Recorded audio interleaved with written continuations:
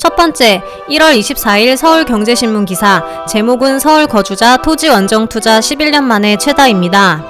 24일 한국부동산원에 따르면 작년 12월 서울 거주자의 원정 아파트 매수는 8,627건에 달했고, 이는 지난 2006년 11월 이후 15년 만에 최대 수치라고 합니다. 토지 또한 같은 기간 서울 거주자가 다른 지역에서 매수한 토지는 12,803필지로 2009년 12월 이후 11년 만에 가장 많았다고 하는데요. 지역별로 보면 역시 경기도에서 거래된 필지가 가장 많았다는 기사네요. 이러한 원인으로는 기사에서 정부가 작년 7월 10일 대책을 통해 다주택자에 대한 아파트 취득세를 강화하자 지방에 공시가 1억 원 미만의 저가 아파트를 대거 매수한 바 있는 사례를 들어 정부의 각종 규제에 따른 풍선 효과로 보고 있다고 했습니다. 자, 이 기사 내용으로만 어떤 지방에 토지 투자가 이루어졌는지는 알 수 없습니다. 몇 년 전에 땅 사셨다고 하지 않으셨나요? 네, 2017년 파주 문산읍 마정리 땅을 샀었죠. 왜 사셨어요? 많이 올랐는지 궁금하네요. 저는 순진하게도 문재인 정부 이후 통일되는 줄 알았네요. 통일은 안 돼도 문산 이쪽에 공단이라도 지을 줄 알고 샀는데 지금 생각해보면 제가 순진한 거죠. 그래도 조금 올랐던데요. 그리고 땅 투자 시에 주의할 점이 있죠? 내 땅은 막연히 사두려고 하지 마시고 반드시 목적을 가지고 사셔야 합니다. 이유는 땅을 팔 때 높은 세금 때문일까요? 네, 맞습니다. 빈 땅을 사셨다 빈 땅으로 팔면 세금이 많이 나옵니다. 그러니 이 땅을 공장이나 창고를 지을 것인지 펜션이나 모텔 등으로 활용을 할 것인지 반드시 토지 투자를 할 때는 목적을 가지고 하셔야 한다는 점을 꼭 명심하십시오. 한 줄 평 부탁드릴게요.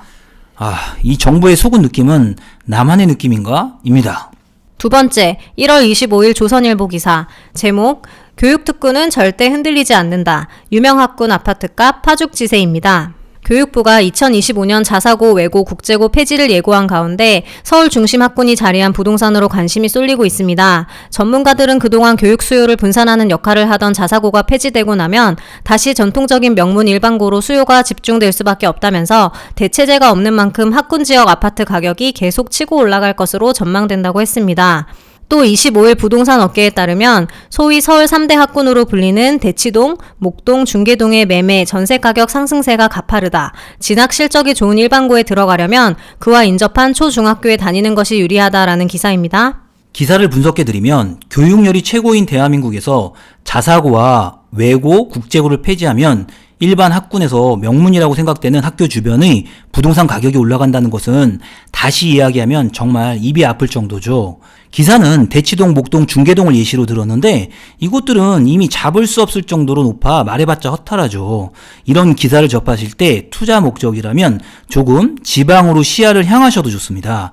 분당의 서현동, 순회동은 전통적으로 학군이 좋고 정자동도 상당히 학군이 많이 좋아졌습니다. 안양, 평촌, 신도시도 교육 열기가 대단하죠. 네, 중동으로 가면 상동 지역의 24평 아파트도 좋고요. 일산으로 가면 후곡마을도 좋고 용인으로 가면 수지구청역 쪽이 좋습니다. 자사고, 외고, 특목고 폐지와 더불어 전세기간 연장 2+2는 기존의 학군이 좋다라고 평가받는 지역의 아파트 가격을 올릴 것이다 라고 생각해 두시면 좋겠네요. 한 줄 평 부탁드리겠습니다.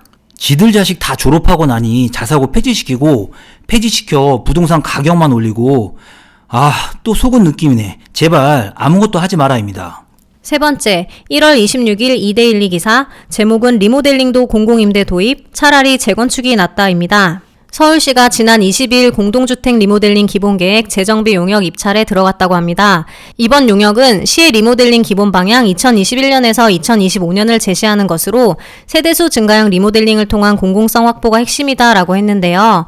서울시 관계자는 아파트 리모델링도 세대수 증가형을 통해 일부 공공성을 확보하자는 것이라며 현재는 15% 이내에서 세대수 증가가 가능하지만 단지별 요건 등을 고려해 좀 더 세대수 증가가 가능한지, 임대주택을 도입할 수 있는지, 비용 부담은 얼마나 되는지 등 다각적인 측면을 고려하겠다고 밝혔네요.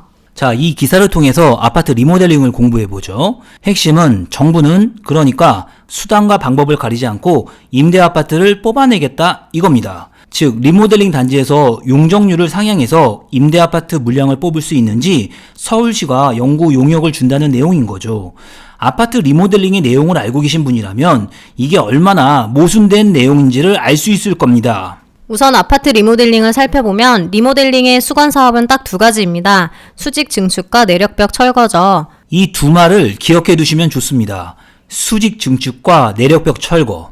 우선 리모델링은 노후 주택을 뼈대만 남겨둔 채 수평, 수직으로 개량하는 것인 거죠.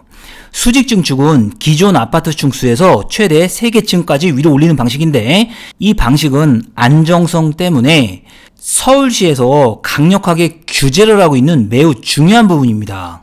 수직 증축은 웬만해서는 좀 잘 안 되는 분위기죠. 수직 증축으로 통과된 사례가 송파구 성지 아파트 말고는 사례를 거의 찾아볼 수가 없습니다. 다른 하나는 리모델링의 단점이 기본 내력벽을 철거할 수가 없어 다양한 평형 타입이 나오지 않는다는 것인데요. 아파트는 새 것인데 안으로 들어가 보면 구조가 문제가 있게 느껴지는 것이 아쉬운 부분입니다. 이 또한 안정성 문제로 수년간 논의만 되는 부분이네요. 자, 결론은 리모델링 사업에서 일정 부분 용적률 상향을 해서 임대아파트 물량을 뽑겠다는 이야기는 모순인 거죠. 즉, 방법은 수직 증축을 하거나 건물을 새로 지어야 하는데 건물을 지을 땅이 없으니 리모델링을 택한 것 아닙니까? 어떻게든 정부는 임대아파트 물량을 짓기를 원하는데 임대아파트를 뽑기 위해서 15층에서 많은 층수 허가를 해주면 당연히 안정성에 심각한 문제가 생길 수 있죠. 반면에 리모델링한 새 아파트는 불황 때 갭 투자하기 매우 좋은 종목이기도 합니다. 네 번째, 1월 25일 동아일보 기사. 제목은 GTX 안산 상록수역 지난다 소문에 매수자 수백 명 몰려입니다. 24일 경기 양주 덕정역과 군포 금정역을 잇는 GTX C 노선이 상록수역에서도 정차할 수 있다는 온라인 기사가 뜨자 인근 역세권 아파트를 매수하기 위해 몰려든 사람들이 줄을 서 있는 모습이 유튜브와 블로그에도 올라왔다는 기사이네요. 국토교통부 관계자에 따르면 GTX-C 노선이 상록수역에 정차하는 방안은 현재 확정되지 않았다. 금정역, 수원역 사이 노선이 혼잡해 1일 통행량 중 일부를 금정역에서 안산선을 통해 상록수역으로 보내 회차할 수 있도록 기본 계획에 반영했지만 상록수역에 정차할지는 확정된 바 없다고 기사에서 밝혔네요. 이 기사를 보시고 어떤 생각이 드시나요? 씁쓸하고 우려스럽네요. GTX 노선에 대해 진짜 정확한 느낌을 가지고 있어야 혼란이 없습니다.